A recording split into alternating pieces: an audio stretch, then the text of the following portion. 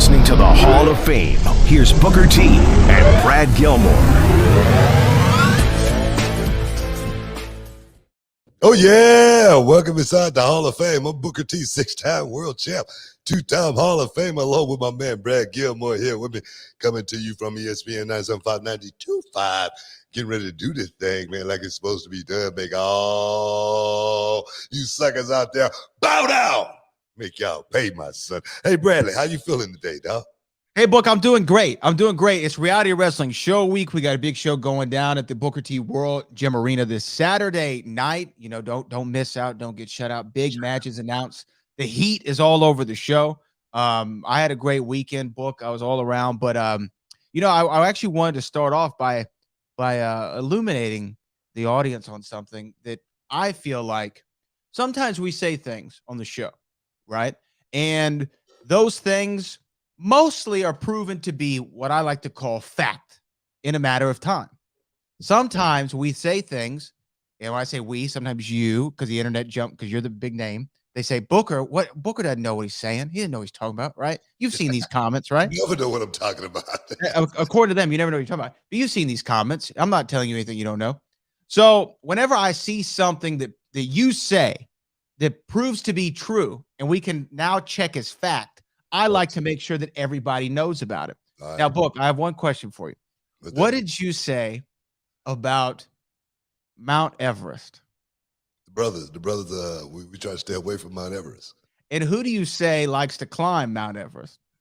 Most white folks. Okay, so this was an opinion of Booker T's up until today. When I pull up the internet and I read the most recent story in the wrestling news circles, so I'm bringing it back to wrestling, and here it is. I'm going to share it to everybody right now. Darby Allin plans to climb Mount Everest next year.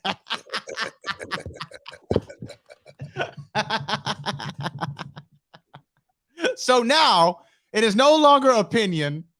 It is fact. Brad said that, guys. I did. Okay. I said it. Okay. I wouldn't get no heat or nothing. But no, man, that's a fact, man. It's just a fact. I mean, it's thrill seekers, yes. Jumping out of airplanes, you know what I mean? Bungee jumping, stuff like that. The craziest one is the guy who want to, hang out with the grizzly bears. And they ate his ass up. Was he a member of my tribe? No, he was some, I don't know. What is my tribe? I did again. He made it. I mean, like, is he a white folk? He's white guy. Yeah. That's what I meant. Is he part of the tribe? tribe? That's what I'm saying. Ain't no brother's gonna be hanging out with bears, grizzly bears that can eat you. They broke in the house, you know what I mean, ate him, and the thing is, he's filming it. He want to document it. What the hell is wrong with your people, man? So I'm like, we don't have enough time in the show, Book. But like I say, man, have you seen Extreme Biking? That is the one. You know what's funny? As I don't know if you remember this. It was years ago. We were somewhere and it was on television. Yeah. And we were watching it. And you said, only your kind of people, Brad. You don't see no brothers. Not one. Brothers don't even come to just hang out and watch. Not one, man. Because one thing, it's normally somewhere where it's real hot. that and the brothers don't go together. Why do you think we left Africa? It's hot in the bush. It's hot. Time out. Let's get off the subject. Now I'm uncomfortable. That's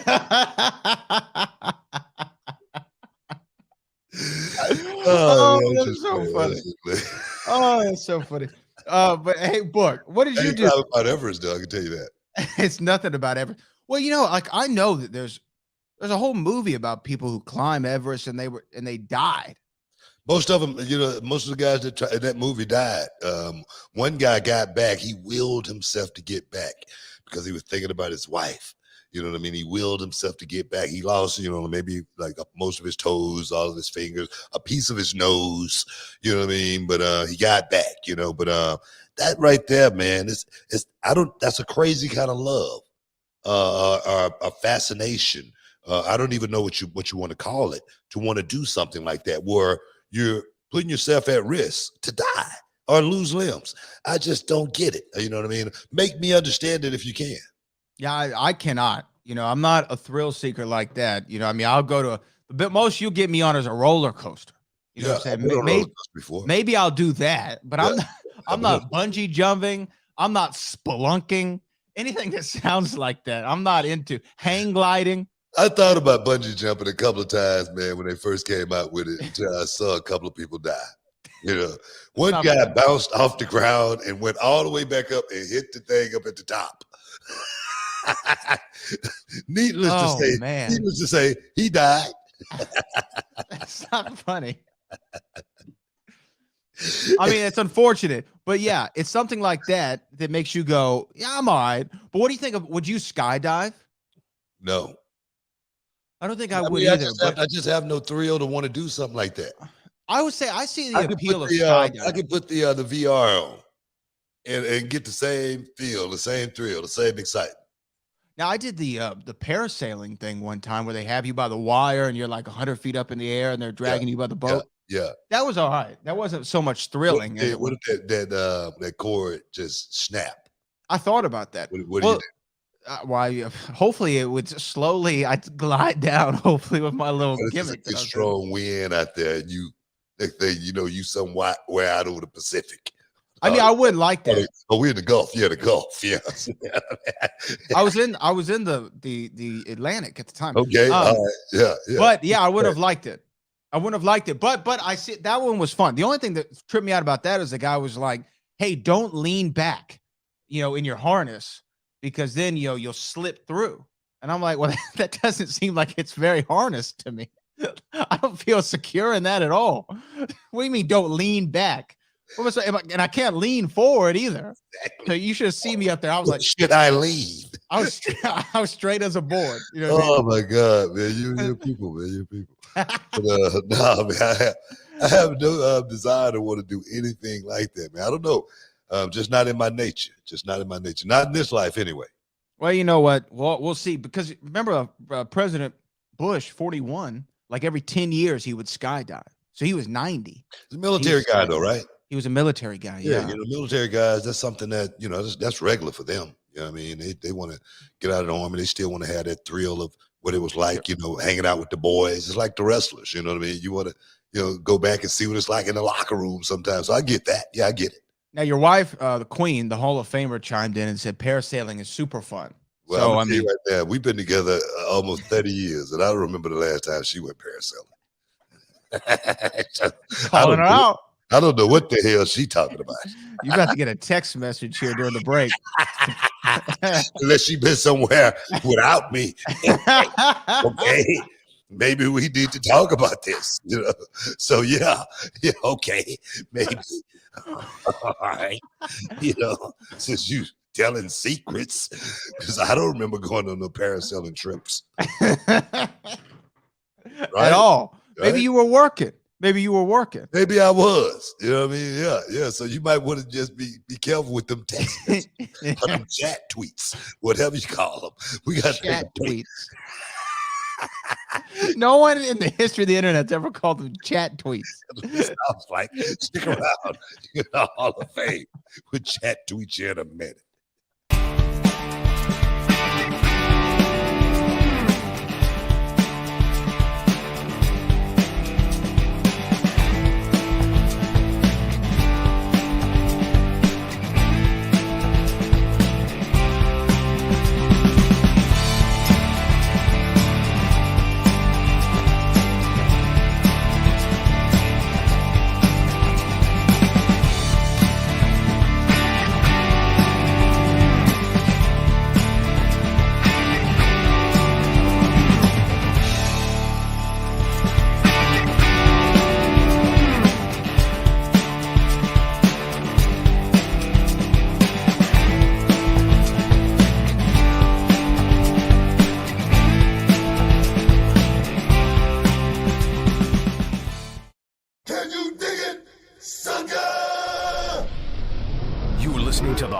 of Fame, here's Booker T and Brad Gilmore. Welcome back inside the Hall of Fame, guys. Just chopping it up, talking a little something, wrestling, sports, and entertainment, everything. You guys in the chat, of course, you guys want to chime in. Super chat. Do it now. I do it for you. But I don't know, Brad, where you want to start at, man? Well, I'll just say Kappa Owens said, Brad Book, always remember, we ain't going. We ain't going, man. I mean, we ain't going to Everest or any of them other, even the little small mountaintops, mountain peaks. If it ain't a molehill, we ain't going on it. I'm serious. And I will say we have another chat from the wife, from the missus, the queen, because you haven't taken me to the beach, is what she said. Look here. Ooh, it's getting spicy. You already went parasailing. You can get yourself to the beach. You know what I mean? Right? What I heard, ain't got to get you there. You already know how fun it is. You know the way. You know the path. You already know where you rent them at. You know what I mean? The guy that's working at the shop and all that. I mean, so what you need me for? What you need me for? Shoot, man. Don't make me say something. Don't say it. Don't say it. Don't say it. Don't do it, man. Don't. Oh, God help me. Oh, yeah, but come on, man. That's what we got. Hey, well, I think we should start with the big news, actually, before we get into WWE, the big news from the weekend, right? RV broke down again. Your RV broke down again. That's what you want to talk about? No, not that fact. Okay. Was you know what? AEW Wembley Stadium, the ticket sales came out. Apparently, they moved 60,000 tickets for this big stadium show. And I will say, Book, when they announced, I said they're going to do well because it's their first time kind of in the UK. But I didn't think that they do 60,000 once the tickets opened. And, who knows how many more they could sell, or even if it just capped at 60. This is the biggest show in AEW history. And it shows that there's still a large audience for AEW, even though, in my opinion, they've kind of gone through somewhat of a quieter time in the last couple of months. The demand's still out there. And that, I think, if I was a AEW roster member, I'd be doing everything and politicking to Tony Khan to try to get on that show. Well, yeah, I mean, the card is not even, pretty much have they said any matches yet? No. Yeah. So one thing about those UK fans, man, they're rabid, bro. They're rabid, and then you're gonna have people coming from all over the world to actually want to be a part of something like that.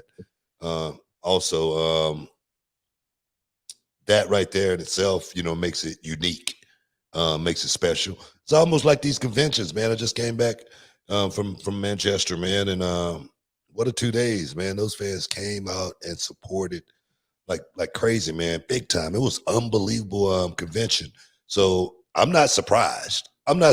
Look, I'm not surprised one bit as far as what kind of audience that they've drawn, because there again, AEW is a worldwide company. It's a machine right now. It's got some momentum behind them, and if they could think about that stuff like that more often, they'll be in a much better place.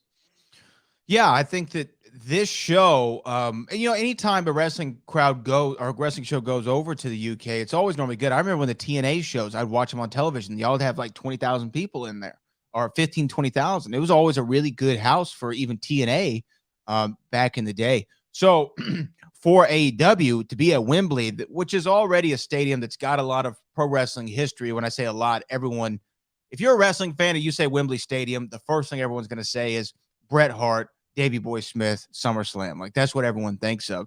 And for AEW, this could be the show that everybody talks about for their company for the rest of time. I mean, people still bring up that SummerSlam in Wembley Stadium for WWE. So this could be the one. And it shows that I thought to sell 60,000, they would have needed big names announced ahead of time, big matches announced ahead of time.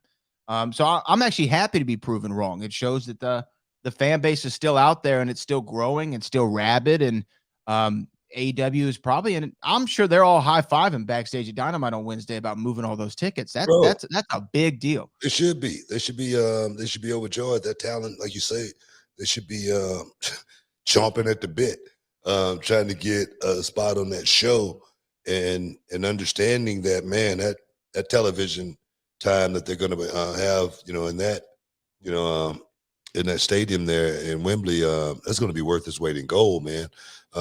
This is a moment. This is a moment for the company. It's a moment for each and every one of those talent to be able to work in front of a crowd that size, because that's a WrestleMania crowd. Yeah, 100%. 60,000. That's a WrestleMania crowd. SummerSlam. If nothing else, that's SummerSlam easy. So I'd say, man, good for them, bro. Good for them. I'm not going to be the one hating. Like a lot of people out there see somebody do something good, the first thing they want to do is find something negative to say about it. So you're not gonna, find me trying to say anything negative about that company, growing, as well as I'm the first one to talk about guys needing jobs. One of my girls, Promise Braxton, she just got a shot, with Athena in AEW, actually ROH, which is a part of All the same kind of AEW thing. as well.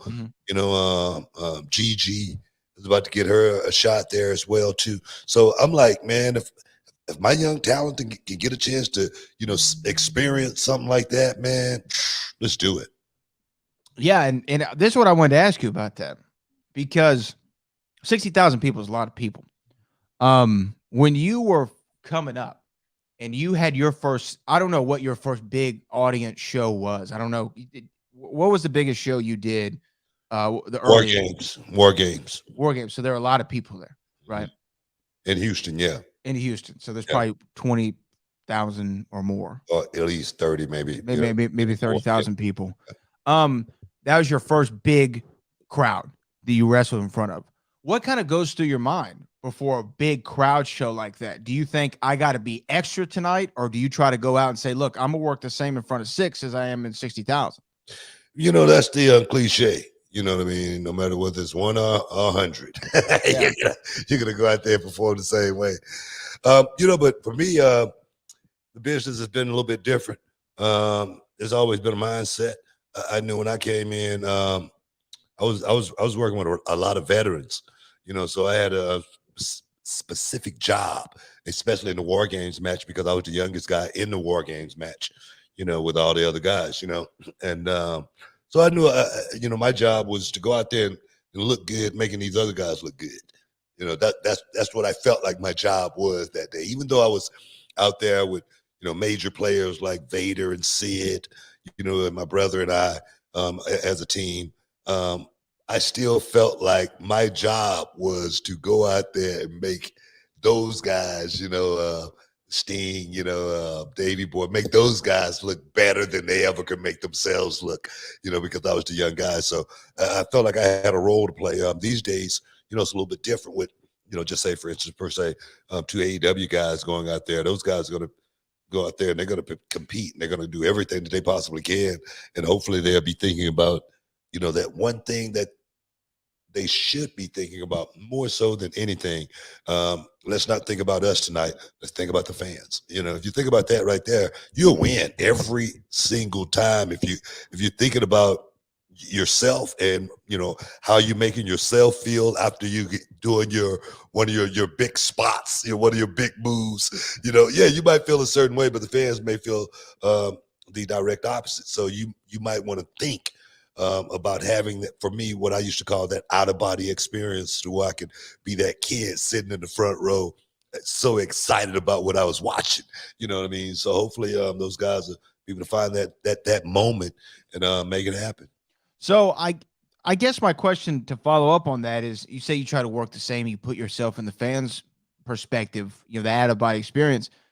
But when you have 60,000 people, let's say, that pop is a lot bigger for the entrance, right? When you hit the spinneroonie, the pop's much louder. When you hit the the side kick, you feel a different rush from the crowd. And I guess does it help propel you? Do you jump higher? Does it feel better? Does it hurt less? Do you know what I'm saying? Like, does it give you an extra layer at all? When you're in the zone, man, it's almost like white noise. Mm. You really don't hear anything sometimes, but you hear it. But if you're in the zone, you only hear it in those moments those moments of, where everything goes dark, double down. And you just did something so dramatic to where it was, a cause for that double down at that point. And then the crowd, they're so anticipating who's going to get up first, so you hear those moments, or you just did a big move and it was a 1, 2, and it was the almost 3 count, and then the guy kicks out and the crowd goes, oh, everybody at one time. You go, oh my God, just lay right there, man. We got him. Don't move. Stay right there. That you're having those kind of, I get goosebumps thinking about that kind of stuff right there. But no, man, just take it all in. Take it all in. It's gonna be a moment in front of 60,000. Like I say, these kids today, they go out there and they do it a little bit different. So I'm just going to sit back and watch and wait and anticipate how this thing going to play out coming up here in a few months. Stick around, guys. You're in the Hall of Fame. We'll be back in a minute.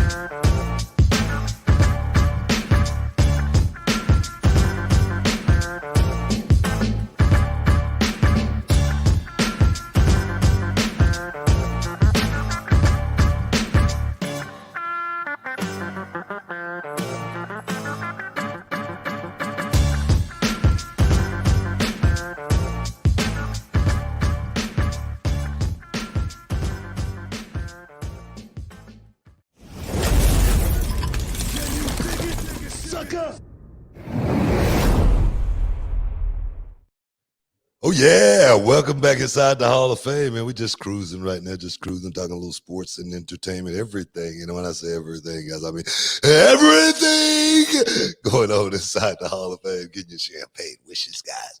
Caviar dreams. Man, where we at, man? Where we at? I want to remind everybody again this Saturday night, if you are anywhere in the Houston, Texas area, 10,000 MNF Lowry Expressway, the Booker T World Gym Arena, going to be emanating a live reality wrestling taping. And the Heat book's going to be in action. I know. I mean, the Heat's got the tag team championships.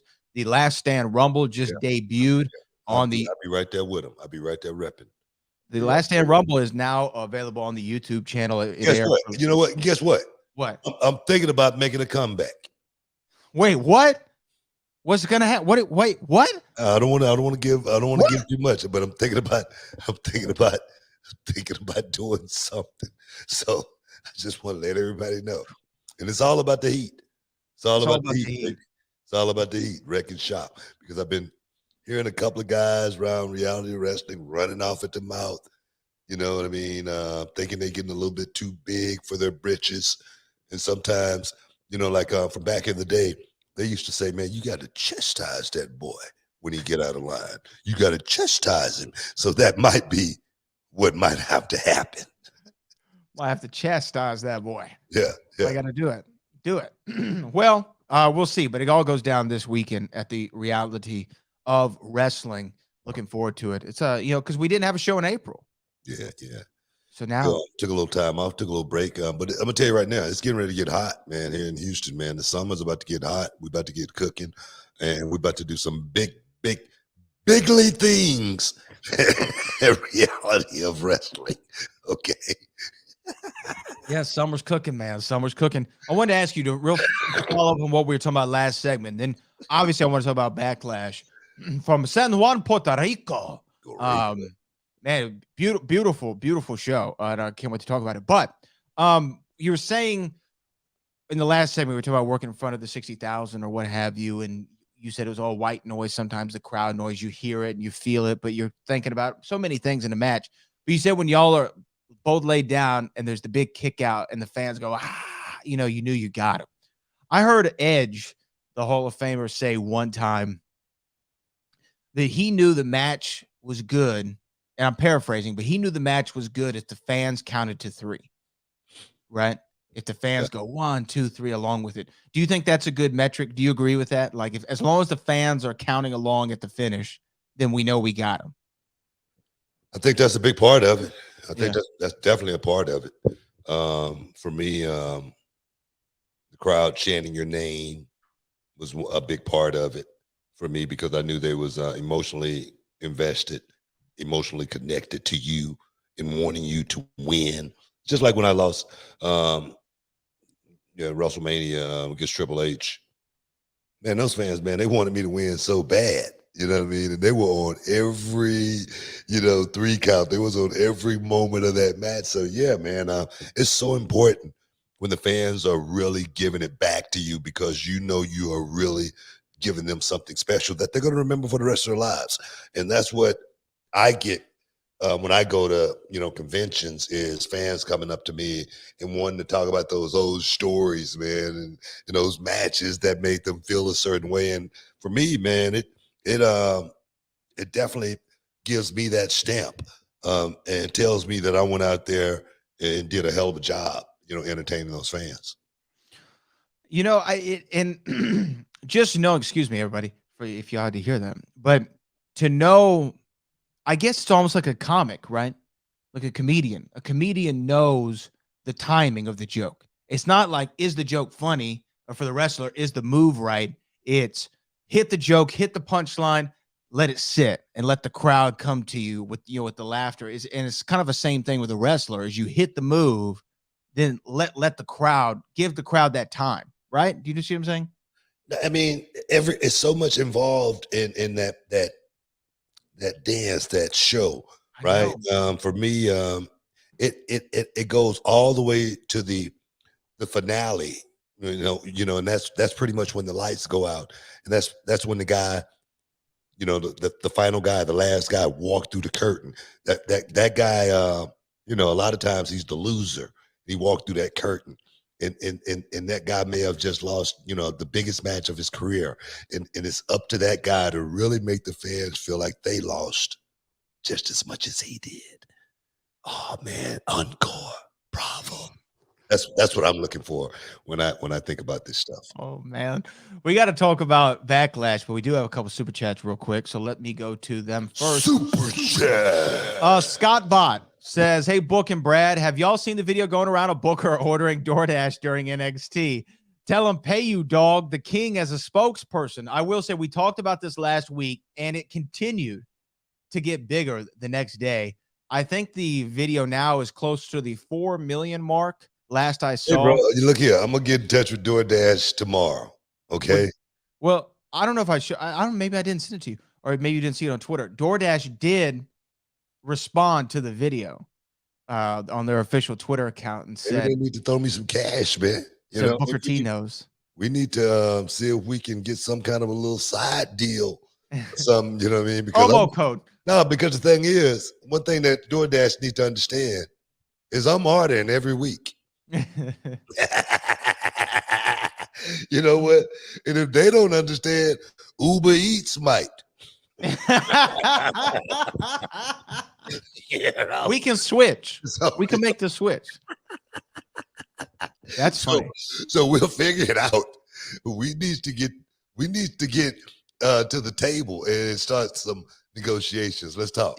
Well, we need to talk to DoorDash. Did you see the comedian who did the little thing about getting your DoorDash order? Yeah, I saw that. That one cracked me up. You know what, man? It just lets me know, man. I'm still popular as I always been. The fans still, love me, love to mess with me or something, And I heard Oscar De La Hoya say something. He said, "But if you ain't got your haters, also you ain't doing something right." Sure. So I'm a believer as far as what Oscar just said right there. People were talking about that DoorDash. You know what? It's crazy too, dog. It's crazy. What makes the news of wrestling? Well, I will say this. I guarantee you, because you haven't been back to NXT since, I guarantee you when you walk in to that performance center this week, somebody's gonna bring up the DoorDash. Somebody gonna bring me an order of chicken parmesan. So that's fine. Hey, the young guys in the locker room, if you're listening, show up with that chicken parm with a little bit of the Jack Daniels glaze on it. I'll take it, but that's for the shrimp. Make sure you get the shrimp to go with. Get it on the shrimp and get some of that red hot. Not the grilled or anything like that. I need the fried shrimp. Look it up. Man. Hey, man, Louisiana has this new hot sauce called Crystal, or at least I tried it for the first time. Have you had that Louisiana Crystal? No. Oh, man. It's like Louisiana, but just a little bit better. What the hell that mean? What do you mean? What does that mean? Like Louisiana hot sauce, but a little bit better? Okay. Yeah, it's like the state, but better. No, Booker, we call that Texas already. All right, I tried out, man. I tried out. I've been offered that Frank's and the Cholula as of late, but I tried. Frank's is good, and Cholula is great. Yeah. I like Louisiana a lot of times, and anyway. Tabasco sucks. Tabasco does suck. Yeah, I don't know why that company has made so much money off that hot sauce. Why is that the worldwide leader? It doesn't taste good. I don't get it, man. I don't get it at all. It's got too much vinegar in it or something. It doesn't even taste like hot sauce. No, it doesn't taste like hot sauce. Yeah, but other stuff, keep it rolling. Anyway, I'm sorry about that. Super chat. Alex Cosentino said, who did the motion capture for you on WWE 2K games? Did you do it or did someone else? I saw LA Knight does it, but for most, but no way he does the spin-a-rooney. Now, somebody must have did my latest stuff. I've done it before. I've done it. You have? Yeah, I've done it before where they hook the balls up to me and I go and do all of my kicks. So my stuff is probably in the archives. As far as my movesets and whatnot, because they had me sweating like crazy, jumping around and kicking and scissor kicking and spin kicking, spin-a-rooney, everything, man. It was nuts of a day. But they should have my stuff in the archives. I would imagine. Was it a long day? Did they have you there for hours? It was probably a couple hours. Couple hours? Yeah, because you can't do it that long. You're gonna run out of gas after a while, Yeah. What is the tennis ball thing about? Or the little ping pong ball? I don't know. They need those to know that is what simulate your action movements in the machine. Yeah, machine. That's a little bit too deep for me. I don't know. Who the hell knows? I don't know these things. We have another one here. Super chat. Oh, I'm sorry. We have another one. I just saw it. Bernard Frederick said, hey, Book, your match at WrestleMania with Triple H, who called that match? I think traditionally the heel calls the match. But do you remember who called the match with you and Triple H? I remember Hunter and I had a lot of back and forth as far as what was going to be done in that match. But I can tell you this.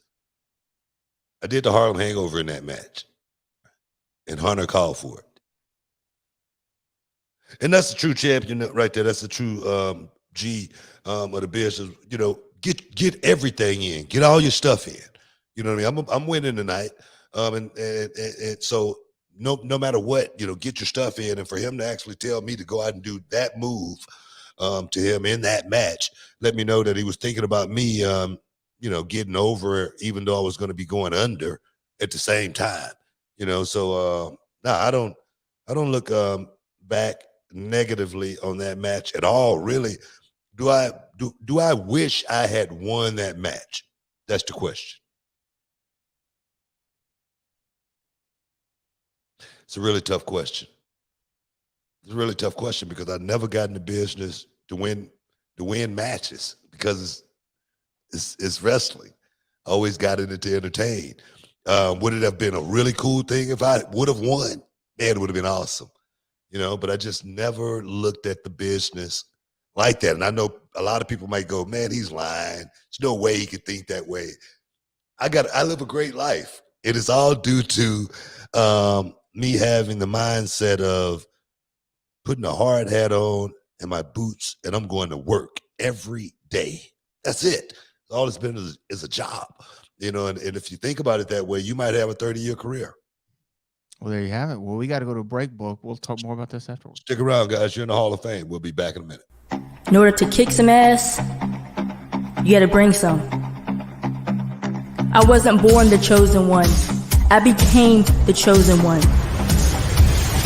Through hard work, determination, and winning. The chosen one, victorious.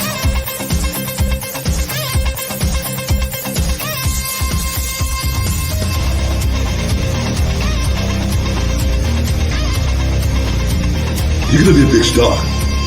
You already are.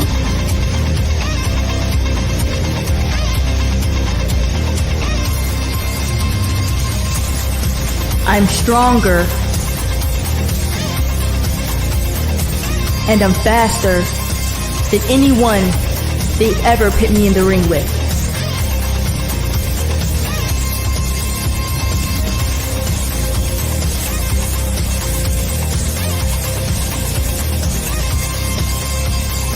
Being the chosen one isn't just a nickname, it's a gift. And professional wrestling is my gift.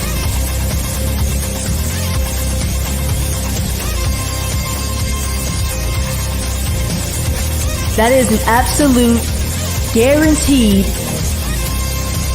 What's my name again?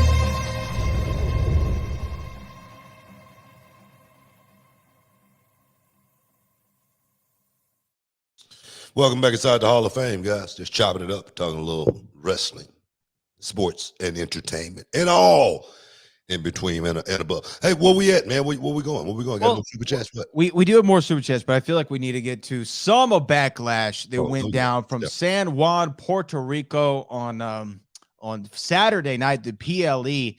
And I got to say, book, this is another one for WWE. All killer, no filler this year. When you go to Royal Rumble, you had WrestleMania, of course, Backlash.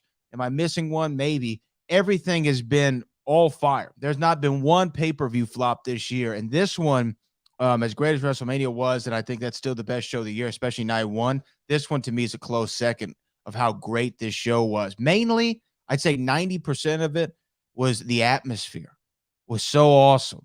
The crowd was so into the match. Every match, every match they were into. And of course, the people came to see Bad Bunny, one half of the double main event. And people want to see Bad Bunny. Yeah, Bad Bunny. Bad Bunny's had a hell of a week. Someone put it on I think it was Complex's Instagram, put it out. He headlined Coachella both nights, which is the biggest music festival in the States.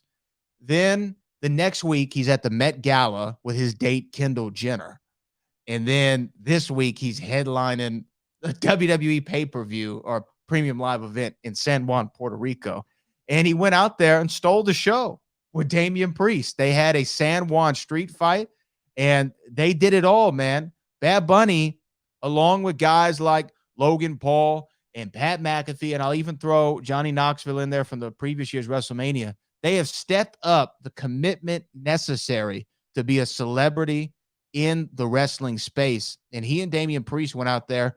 And, Book, I am not over-exaggerating, and maybe the chat will jump all over me. I think at the end of the year, it's not going to be the match of the year. It's not. But it's going to be mentioned. This match it's going to be mentioned. It's going to get an honorable mention. Like, man, it's not the match of the year, but that was – because to me, it was what pro wrestling was, right? It's the big man, little man match. Damian Priest touring around with Bad Bunny for a little while, puts the heat on him. The heat's strong, toying with him. Bunny makes the comeback. He's got the Singapore cane. It looks like the Judgment Day is going to get involved. Here comes Carlito, right? And then it looks like it was a big moment. And Carlito looks better than he ever did in his WWE. You know what? He looks the same. Well, he looks.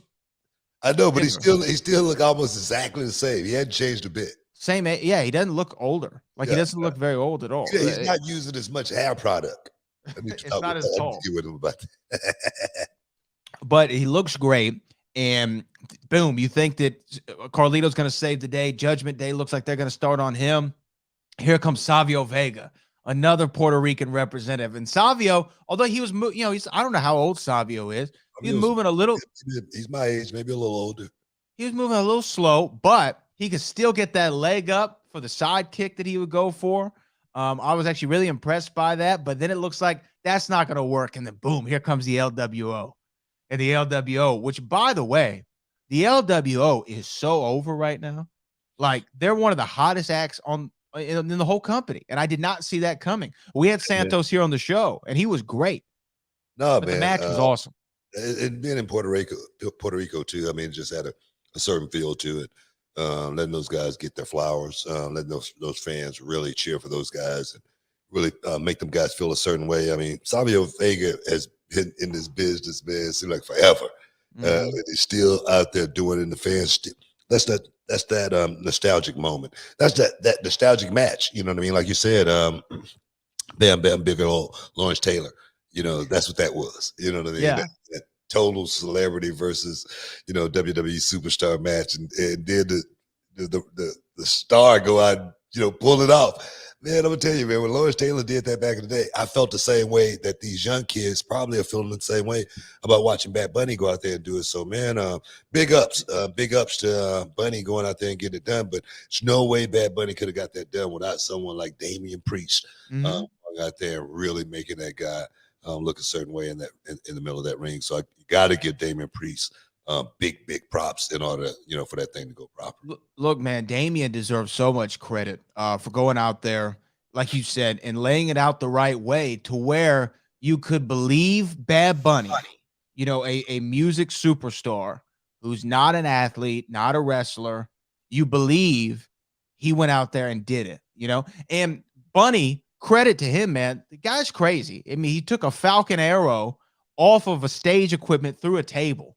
You know what I mean? He wanted to commit to this 100%. And you said it when you did the video with him, and just for him to do the song about Booker T, and he's always had the Latino Heat shirt on in the video with Drake, and he's really always embraced wrestling. And you could tell that he did not want to go out there and put a stain on the sport. He wanted to go out there and make people go, man, this is crazy. Nah, man. Bunny makes it as real as he possibly can. Yeah. And that right there for me is something that I try to preach to these young guys about. You don't have to be a great wrestler in order to make it, make it feel a certain way. You don't have to act like, you don't have to actually know how to do it if you act like you know how to do it pretty good. And that's what Bad Bunny has gotten down. He acts like he does it very well, but you can tell Bad Bunny grew up in the neighborhood too. You could tell Bad Bunny isn't a kid who was just had that silver spoon or grew up soft. You can tell this kid don't mind getting into a scrap. You know what I mean? And I noticed that just being on set with him during the video, how in control he was of that whole thing, that whole machine that was going on. This young cat was in total full control of everything from the production side of what was going on, man. And I was like, wow, this is really, really impressive. So I give Bad Bunny a lot of credit for where he's come from to where he has come to in this life. And you know what, Bob? I'm going to add one more thing to this match. So I'm going to take it back a second because I'm going to bring it forward. Trust me, just follow me on the journey. When I first saw Impact Wrestling, TNA, back in the day, I was watching TNA, the 6 sides of the ring. I thought this was so cool. And then I saw this guy, part of Team Canada. He came out with Scott D'Amore, and he had a finishing move I'd never seen before. He called it the Canadian Destroyer, right? And it was Petey Williams. And when he hit that Canadian Destroyer, Petey Williams, when he had that Canadian Destroyer and he would hit that thing so smooth, my mind just couldn't understand it. Like, I didn't understand how he did it. I couldn't fathom the mechanics of it. Yeah, I didn't even understand. I couldn't even figure it out when I first saw it also. It was incredible. And that was always his move. You never really saw anyone else do it. And then you fast forward now 20 years, a lot of people use the Canadian Destroyer. Yeah. But this is where I want to give Bad Bunny the credit. Because guess what? Bad Bunny hit that San Juan Destroyer, right? He hit it. And guess what happened afterward? What? He got the 3 count. It was a finish. You see what I'm saying? Yeah. Bad Bunny knew if I hit this, it's over. Yeah, this is it. This is it. Let's this go is home. the finish. We're going home. Yeah, this is what I want to do for the finish. Because it's a finish. Oh, yeah. That's a finish. We ain't got to do nothing else. The Destroyer isn't a setup move to get to the next thing. And I'm like, kudos to Bad Bunny for thinking about this with some psychology. You know what, man, if I flip you over and I drive you on your head in a flip, that should be the end of the match. Yeah, I don't know who came up with the match for him, but if he had anything to do with that, he's definitely, smarter than one would think. I was talking to a couple of my students about a match that they had a couple of months back, and man, they did so much stuff in that match, and I could tell where they were going. They were trying to tell me a really good story.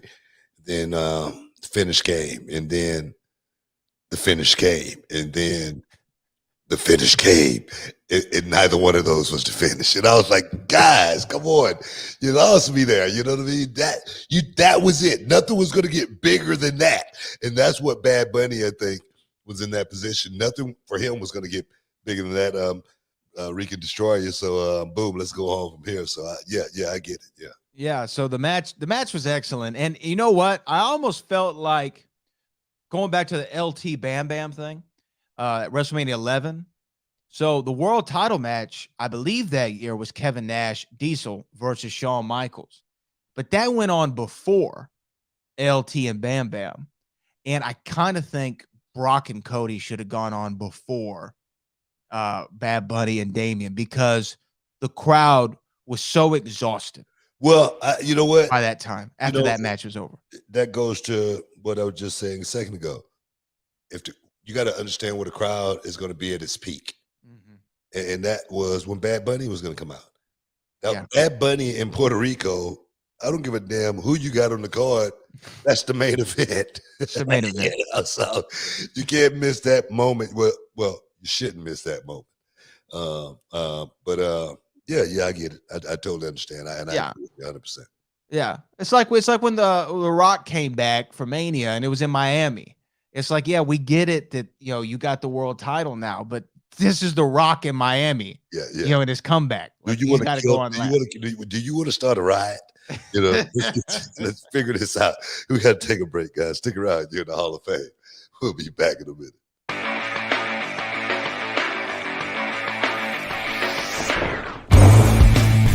My name is Nathan Wasser, and I'm from Toronto, Ontario, Canada. I came down here to Reality of Wrestling to improve my training and get myself more experience learning from the absolute best. It's intense.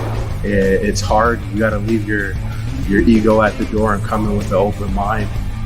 The way they do stuff here is the next level. But if you do that, you'll end up bettering yourself in the end, and you'll improve, and you'll be able to work anywhere. Nathan, he's an unbelievably awesome student. I'll tell you why, right? For a few reasons. Number one, the man packed up all the way from the Great White North to move down here to the U.S. to train because he wanted to learn from one of the best. But what's even more impressive, on top of the fact that he takes care of his body, he works hard, is the fact that he was trained by a very reputable trainer and yet still comes down here humble, hungry, ready to work and ready to learn, and not coming in here acting like he knows everything or that he's too rigid in his ways. Booker's knowledge will help you get to whatever goals you want to do if you want to be a big star in this industry. My end goal is to be in WWE. Coming down here to Reality of Wrestling, I feel is the best opportunity for me to get there, so I'm going to do whatever it takes.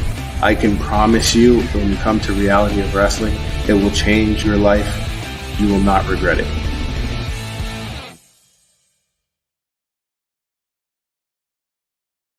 Can you dig it, sucker? You're listening to the Hall of Fame. Here's Booker T and Brad Gilmore. I'm Booker T, 6-time world champ, guys, 2-time Hall of Fame, along with my man Brad Gilmore, just doing it big, talking about a little bit of sports and entertainment, wrestling, might even get into a little boxing. I don't know if you've been hearing about what's going on with Ryan Garcia and his camp over there with Oscar De La Hoya and Golden Boy, man, but it's getting real sticky, man. It's a sticky situation, sticky. Boom. I don't know if you ever heard that song before. That's I actually don't know that one. Oh man, that's old school, man. You can pull it up, situation sticky now, sticky situation. Yeah. It sounds like something Macho would say. Oh, you're in a sticky situation. The situation sticky, yeah. Feel the madness. We've been talking the last show about it, and I feel like we should continue with some of the WWE Premium Live event that went down from San Juan, Puerto Rico. We got some super chats about it as well. I want to highlight one other match because Well, actually, a few others. Really, everything was good. There wasn't a bad match on the whole show.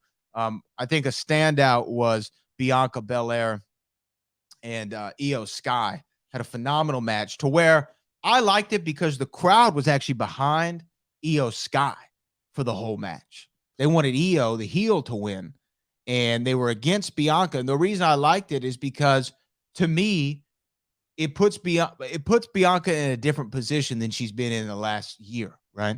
She got to kind of work against the crowd, not with the crowd.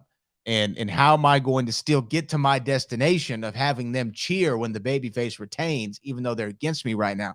And they navigated that match really smartly. And I actually want to give them both a lot of credit, Bianca especially, because the match was excellent. And then Zelina Vega's moment in the sun, just the crowd, how they responded to her. She came out, in the Puerto Rican kind of bustier, and the Puerto Rican flag was kind of over her top and bottom, and she had it in a cape as well. And the crowd was so loud when they were making her opening introductions. You couldn't even hear the ring announcer.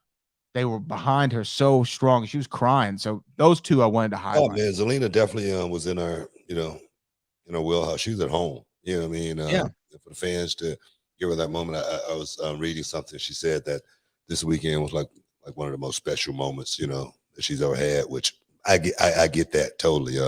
Big props to her going out there, not pulling it off, of course. The Rip, I feel, Rhea Ripley definitely is next level. She is she's a major star. As far as Bianca and Io match, for Bianca to come out and get booed, and I tell you, man, I don't know what it is. I've wrestled all over the country, all over the world, and I remember the one place I got booed, and it still sticks out like a sore thumb, you know what I mean, in my mind. It was in Mexico. And I was like, man, why are they booing me? What the hell, brown people? What's going on there? You know what I mean?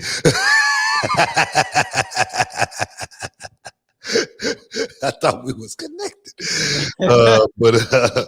But I got it. And that moment is something I remember to this day. But I remember handling that moment as well.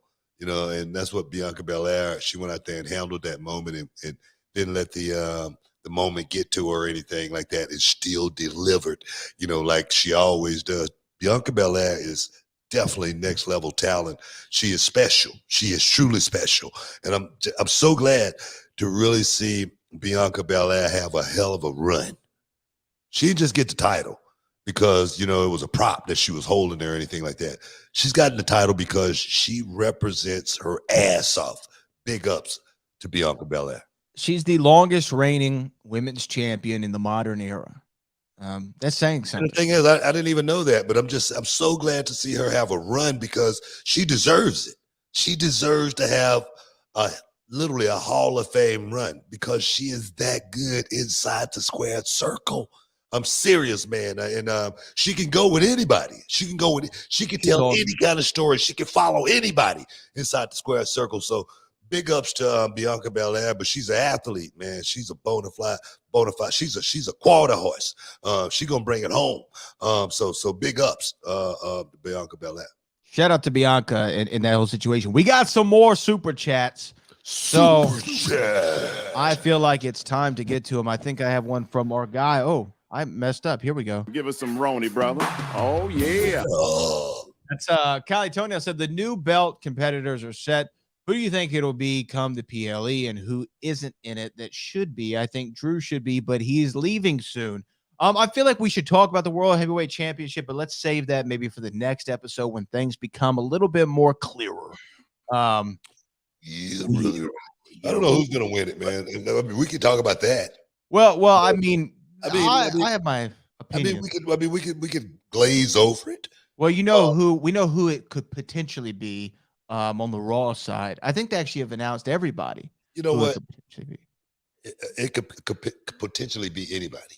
Well, they've narrowed it down because there's a tournament. So there's the participants have been revealed. They are I mean, whoever's in the tournament is what I'm saying. It's AJ Styles, Austin Theory, Bobby Lashley, Cody Rhodes, Damian Priest, Edge, Finn Balor, Rey Mysterio, Seth Rollins, Sheamus, Shinsuke Nakamura, and The Miz. It's actually a solid lineup right there. Those are the competitors. I still think it's Seth Rollins would be. What my about Drew McIntyre? So Drew's not in it, which Callie Turner points out, and they say that Drew could be leaving soon. I don't know how. I heard Drew McIntyre's contract is coming up, and he may be leaving to move on to other things. I don't know. I don't know how true that is. Him not being in this tournament kind of like says a little bit of something, right? Yeah, maybe. Yeah, former WWE champion 2 times. Yeah, exactly. So we'll see how that thing play out. But me personally, I don't have any personal favorites or anything like that. I want to see how the tournament turns out. This is for me. I'm a fan.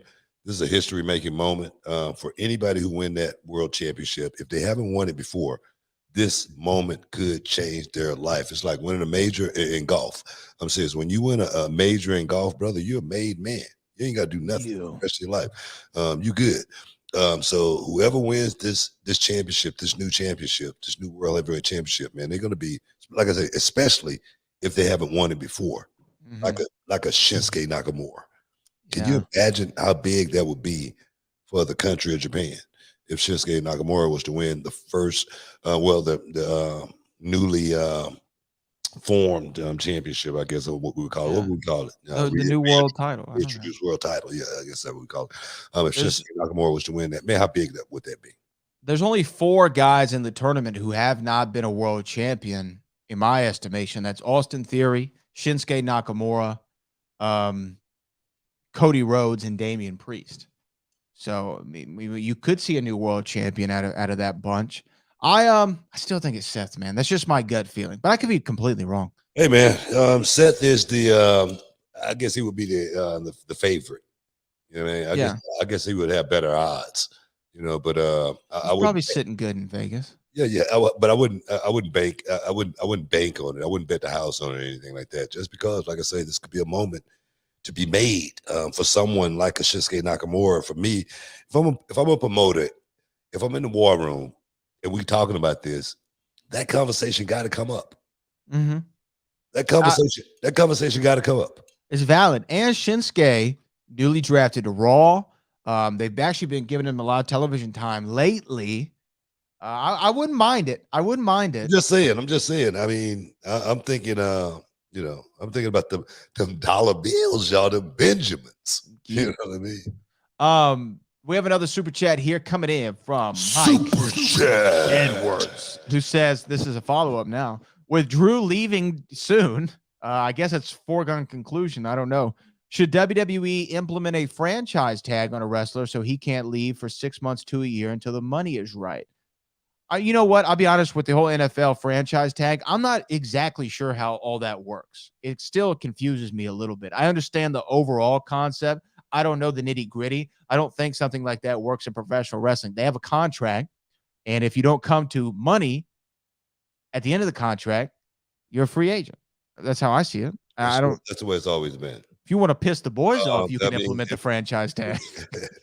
And if your contract run out, there's no compete clause if it run out, right? No, if it runs out, you can be somewhere the next day. Yeah, exactly. So my thing is, I say keep it like it is. I mean, because for me, it's about the guys being able to make money. So I'm not looking for the monopoly in wrestling. Okay, I'm not looking to keep a guy if he want to stay. I mean, if he don't want to stay, if a guy want to leave, you let him leave. Oh, you know what I mean? I think that right there, opens up a little bit of everything as far as guys going from one side to the other and back. You know what I mean? So if a guy want to leave, let him leave. And Drew McIntyre, he's a guy he's put in work in WWE, not just once but twice. So he knows what that system is all about. Mm-hmm. And one thing about being in the system, after you've been in the system sometime for so long, you want to get out. Yeah, to have a breather. I mean, he did it before. Drew could be a star in any company. I'll say that first. Yeah, he could be a top guy in any company. Any company in the world. Anywhere in the world, he'll be a star. I like him. He'll make money anywhere he wants to, if he wants to continue to do this. Seriously. Yeah, but I actually don't like the idea of non-compete clauses altogether. I know that's kind of off topic, but I think that those should be I don't even think that should be a legal thing. Well, the non-compete, I do agree with in certain aspects because just say, for instance, we're doing an angle, all right, and the angle is hot. Something happened, and then the next day you show up on the competition's television. That right there can throw a monkey wrench and thing. And this all started back with Medusa back in the day and all of that. Can you imagine? Yeah, exactly. So we got to. I agree with the non-compete clause. Contract run out, free agency. I get that as well. Yeah. Well, we got a break, book. Stick around, guys. You're in the Hall of Fame. We'll be back in a minute.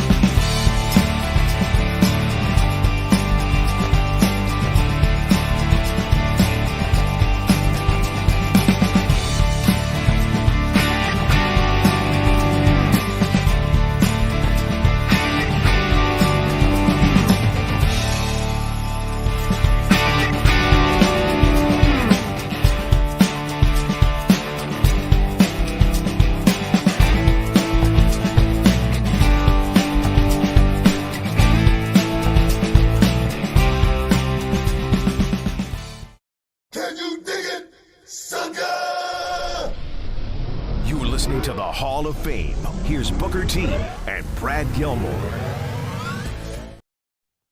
Welcome back inside the Hall of Fame, guys. We just doing it big. Hey, I wanted to congratulate my girl Angela, AQA. She's gonna be on a new show on NBC called Hot Wheels. And man, she's still doing it, man. She ain't quitting. She's still out there doing her thing, man. Big ups to that young lady for sticking it out and just still doing what she loved to do, and that's go out there and entertain the world. Big ups to Angela. Do your thing, girl. Love AQA. I saw the trailer. I guess they're like building their dream Hot Wheel into maybe I don't understand the full thing. It looks awesome. I mean, and for her to be a part of something like that, I was reading. She said she's been a fan and collecting Hot Wheels since she was 10, still to this day. That's like she must got a lot of Hot Wheels, man. I'm serious. Well, as a young kid, there was nothing cooler than Hot Wheels. Yeah, when I was a kid. I got my own Hot Wheel. That's what's even cooler. Yeah, I got my own Hot Wheel with my picture on it and everything. I think I got like 2 or 3 different cars. So it's never in a million years would think something like that would happen for me as a kid growing up. I'm gonna have my own Hot Wheel one day. Oh my God, man! Never in a million years. So life, man, anything's possible. Anything is possible. They say there are a few things that are certain in life, right? Like death and taxes. I think the other thing that's certain in life is Chris Paul is going to get injured in the playoffs. I just saw he's out again for Game 5. Game 5 with the groin. You know what it is, man. It's more legs, man. Them more legs, bro. Chris Paul ain't no young cat, man. And trying to run a full season, dog, it's hard. It's hard. Even these young cats have trouble doing it. You know what I mean? So he's no different. He's just a man. Just a man.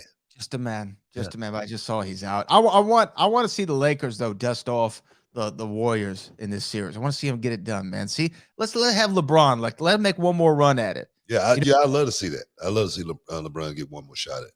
Let's make him one more run. We got another super I don't think it's gonna happen though. But I'd love to see who's outside of the West? I mean, the Suns could be it. The Nuggets are a hard team. That's a hard out. If the Suns get by them, that's gonna be a big win for the Suns because Jokic, the Joker.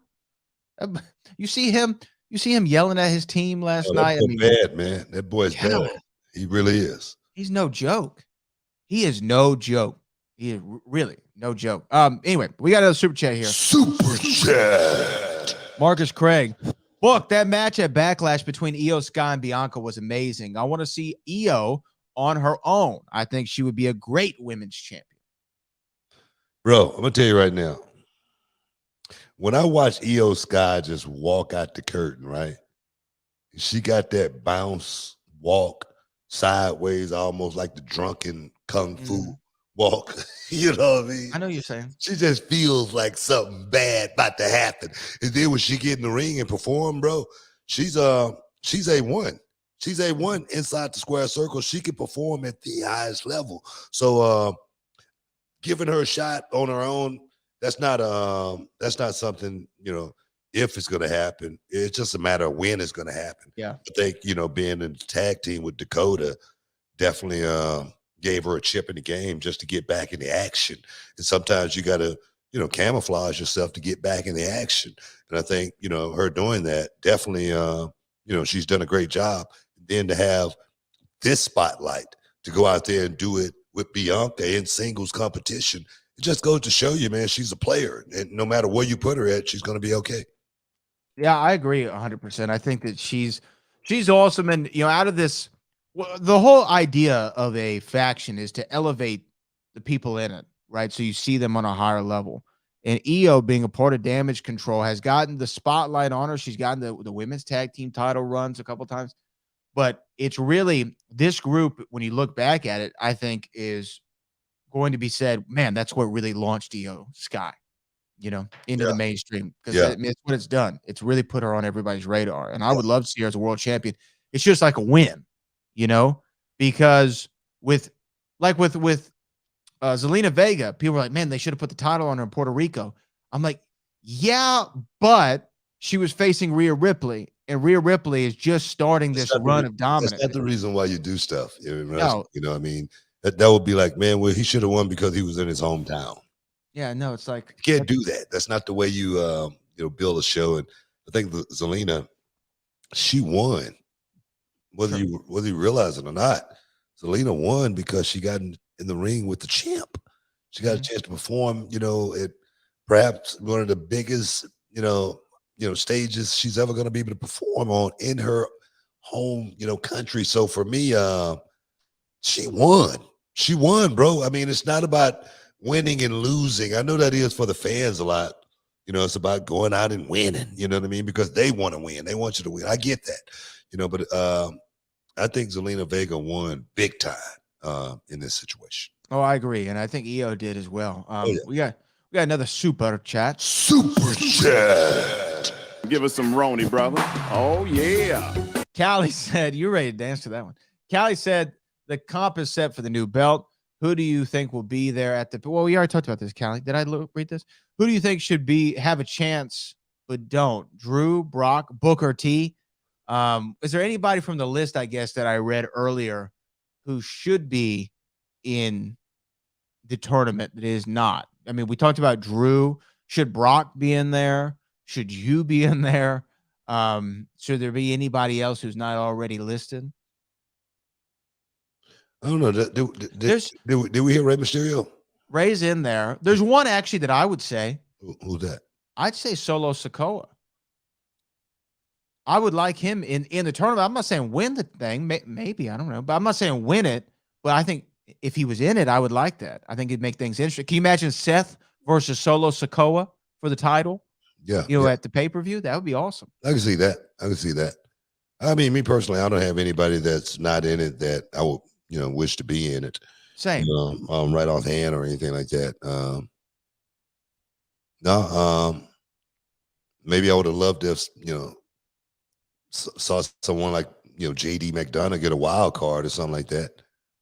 That'd been cool. I think that would have been cool. Or it would have been cool to have or somebody get a wild card. I was gonna say Grayson Waller. Yeah. If someone like that got like a wild card, you know what I mean, or somebody got hurt and went out, somebody could step in and take their place, something like that. I think would have been a cool idea.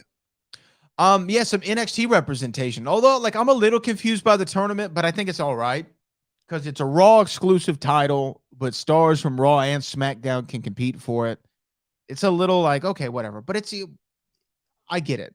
And you want to have as much name power behind it's wrestling. It's wrestling. Yeah, it's right. wrestling. I mean, that's where I anytime I have a thought like that and I start to get in the weeds on something, I go, I go, it's wrestling. And that's when I want to see people on Twitter oh my God, I cannot believe that they're doing this. It doesn't make any logistical sense. But then again, people look at you and say, well, why does he say it's just wrestling when he see that? But when he see this, it's not just wrestling. Yeah, well, because you just you gotta know. You got to know when it's just wrestling and when it's just wrestling. All right, I'm just saying. Right? So don't get yourself caught. I'm not going to get myself caught because my thing is like wrestling. Sure, there are certain things that annoy me, like when somebody's in a tag match and they don't hold the tag rope. Nothing bothers me more, right? It just irritates the hell out of me. It's like that's the only reason that rope is there. It's the only purpose it has on the ring for these matches, for you to hold it, right? That stuff I can get to be a stickler on. But stuff like, oh, they're on this show, but then they're on this show, and then they're on both shows. Why is Omos a free agent? I'm like, because it's wrestling. Whatever makes most narrative sense at the time is what we're always going to do. You know, we're not going to constrain ourselves too much with this guy's on that show and that guy's on this show, right? Yeah. Or it's called a world heavyweight championship, but you don't have to be a heavyweight to hold the title. Like, I'm not going to get that much in the woods about it. Well, they stopped saying heavyweight championship. Well, no, the new one is the World Heavyweight Championship. Is it? Yeah, that's what they call it. The World Heavyweight Championship. A lot of these guys going to have to put some weight on. Don't you go body shaming people again, boy. I'm just saying, man. What is heavyweight in boxing? It's like 200 and... I think it's like anything over 205. 205 is a heavyweight. Yeah. Cruiserweight, 205 and, Under, yeah. Well, so everyone should pass that test, maybe. Yeah. I don't know. I don't know what Ray's coming in at these days. Ray's probably 205 pounds. At least. Exactly. To the letter. How convenient. But yeah, so I don't get into the weeds too much on that. But like, it always makes me laugh when guys, I mean, I'll see like grown men in their 50s talking about. I'm in my 50s. Huh? But I'm saying talking about the can you believe that this guy Omos is a free agent? How did Omos get the contract for the free agent? Man, it's wrestling. It's wrestling. If you just woosah for a second and do that, you'll be okay. I'm serious. Just do that for 1 second. You'll feel a whole lot better about yourself. But the thing is, you'll feel a whole lot better about when you watch the show too. Turn your brain off, man. Do that. Do Turn it. your brain off. I'll do it for you. Stick around, guys. You're in the Hall of Fame. We'll be back in a minute.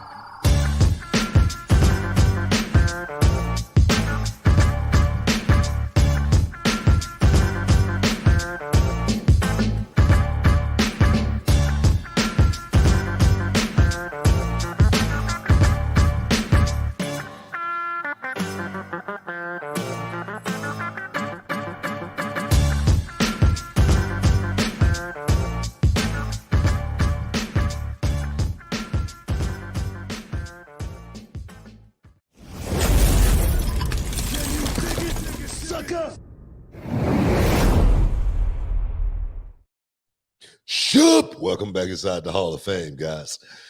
Just chopping it up, talking about a little something. Backlash 2023 went down in Puerto Rico. Man, I wish I was there, man. I swear to God, man, I wish I was there, man. I'd have been on the beach. I might even went parasailing. You know what I mean? Might have brought the wife. I might even brought the wife. You know what I mean? And got some parasailing there, something like that. Because I don't know where they stayed at, but the last time I had a chance to visit Puerto Rico, man, we stayed at this spot right on the Z Beach. Right on the Z Beach. Walk down the lobby, boom. Walk out the front door, you go out, catch a car, cab, whatever. Walk out the back door. You're right on the beach, dog. Right on it. All you hear is waves and Bahama mamas, man. That's all it was, dog. I can't wait to get back. I might even take a little vacation just to go down and, do a little something, a little relaxation, like I say, parasailing. Baby, get the bikini ready. Get that red thing. We going. Uh-oh. Well, you probably should have said that because people will gonna take you up on that. You already know. You already know. Oh, We got. I just made a little bag a couple of weeks ago, so I'm good. Okay, hey, let me not Good. stop you then. You know what? I already said, man, my kids, they're going to have a lot of assets when I go. It won't be no cash. Okay? We spending all that. Every dime. Every dime. And I ain't lying, man. I know you're not. Every dime, I mean, every dime is going to be gone. They're going to be looking around the house, looking in the bank. Ain't going to be nothing. Not a thing. Not a thing. House, cars, you know, some buns, some stocks and all that. Somewhere they can go find, get some cash, liquid, nothing. I'm just saying. Let them know. Bro, let them know. You can't take it with you. I'm having fun in this life, man. I'm having fun. I'm spending money, man. I'm spending it all. You know? We have some the other day. I said, man, you want some of those Beats, man? Went got him a nice pair of Beats, earphones, and the lady at the store, she goes, you getting you a nice set of Beats? So, no, I'm getting these for my son. She said, oh, he must be a good boy. What can I get? Nothing.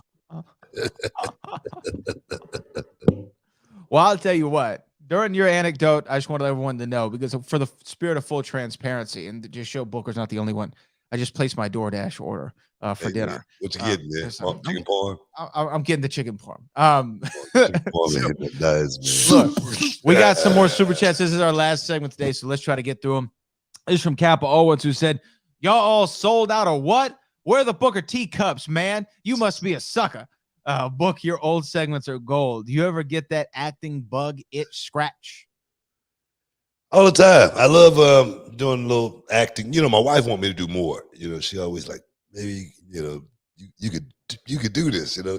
But my thing is, the movie thing, you got to be on set all the time. You got to be on set. You got to be working. And it's long hours. It's really long hours. You rap. You go get something to eat. You go to the hotel. You get something to sleep. You come right back, and you're on the set all day again. Mm-hmm. And that could be weeks, months at a time. And I'm just not built for that. I'm just not built. I know, I can make a lot of money doing it. But for me, I think happiness and money, those two really got to be separated in order to really be happy. I agree with you. It definitely doesn't buy it, man. I still believe in the old Puffy and Big, like more money, more problems. I mean, that's true. More money, more problems. You know what I mean? I just feel like you got to be able to, if you're just thinking about chasing that freaking dollar bill, man, and chasing it and chasing it and chasing it, you're going to find yourself a miserable, miserable person one day. I really feel that way. I really do. You know, so for me, to have a little bit more time at home with the fam, whatnot, and sacrifice a little bit, opposed to making that money. For me, I'm much happier, bro. I'm much happier. I have less gray, in the beard, even though I'm getting a lot of it right now. You're getting some. But my hair is still, still growing. So I'm good. I'm good. I was in the grocery store the other day. I said, "Who is this old man?" I had no product kid that day, though. When I'm walking around, I want to look like Grady Wilson. I don't want nobody to know who I am. You had the hair back. You had the shades on. I'm serious. I don't want anybody to know who I am, man. I try to look totally discreet. It was funny because for people know, I read a book at the grocery store, which is something that's never happened in the whole time I've known you. But I'm in one aisle and I got like I'm in my mode, right? I'm actually talking on the phone, and the book passes by the aisle, and we just for a second lock eyes, and it was like almost when you saw your teacher out of school. You know what I mean? You're like, wait a minute. I don't normally run into you here. And we kind of look at each other. What are you doing here? And I'm like, that is book. And that's the first thing you said. What are you doing here? You don't cook. Hey, I got some stuff going on here for you. I got some stuff. We have another super chat. Super chat. Kappa Owens said, Brad not tripping. Bad Bunny match equals match of the year worthy. Easy. Yeah, I mean, it was really good. I'm not saying it's going to win, but it was really, really impressive. I was very, very. We always have the, talk when, we do have a star, coming back, the conversation always come up, man. It's this guy coming back, taking somebody's spot and stuff and whatnot. And this is why, for me, I don't agree with, stuff like that. Entertainment and wrestling is something, that has been together, since Cyndi Lauper and, Liberace and everybody, coming from that world to be a part of this world and to see it done by someone like Bad Bunny, someone like Johnny Knoxville, someone like Pat McAfee, that loves it. I let those guys in any day of the week, man. I give those guys a honorary, a pass, you know what I mean? To be a part of what we do because they love it and they have a lot of passion when they go out there and do it. And when they talk about it, I've never heard those guys disrespect what we do. And that right there for me, it means a lot. Yeah, no, I agree with you wholeheartedly. And Bad Bunny definitely didn't take anyone's spot. He created a few. To be honest with you, he created a few. This is from Cali Toenail. Oh, yeah. Who said, Booker, tell the truth. You didn't do the kickoff show because you money, hands and feet on, you ain't about to sit up and watch Wade Barrett sip beach drinks. I will say Wade Barrett was there sipping sipping drinks on the beach, and that was all he did for the whole show. I don't know if you saw the lady who brought him his drink, but Wade had the best job of the whole night. Best job. Bro, look here, man. I ain't hating on Wade, you know what I mean, getting that spot. I don't know if Wade's a happily married man like I am, as well, He may have, had a good time over in Puerto Rico. Me personally, I hope he did. Would I have loved to have been there? Yeah. But the reason I wasn't there is because the kickoff panel didn't go. That's the only reason I didn't go. Trust me, I was trying to get there, but none of us went on that trip. And I won't be on another trip until SummerSlam because everything is pretty much on, location in different places. So right now I'm off it to SummerSlam, so I'm still going to vacation. I'm just going to do it on my own time. Yeah, I think they do Saudis next and then the UK after that. Yeah. I will show you just so you could just see for everyone knows what I'm talking about. This was Wade Barrett there, and there was the mama who brought him the. Thank you very much. Yeah. And the drinks? Wait. Yeah, quack. Wade was living, man. Bro, I'm not mad at him. Bro, that's the way it is over. Everything it's like that everywhere in Puerto Rico. I was just saying. Going to the grocery store, anywhere, you're gonna see a bunch of that. A bunch of that. I'm serious. You're gonna see a bunch of that. Yeah. Bro, you're gonna see a bunch of it, man. Ain't jiving. It's all scattered. Everywhere. I like how you just hit him with the quack. Yes, dog. Shoot. Hey, real quick before we leave, we have like a minute left of the show today. I want to make sure everybody knows we got a big event going down this Saturday. Book, why don't you let the people know what we got going on? Yeah, big event going down Saturday, guys. Don't miss out. Don't get shut out. Reality of Wrestling. Doing it again. 10,000 Emmett F. Lowry Expressway, Booker T. World Gym Arena, 7 o'clock bell time, guys. And guess who's going to be taking over the whole show? It's a little group that I formed called The Heat, managed by a man, a mad, bad man by the name of Booker T.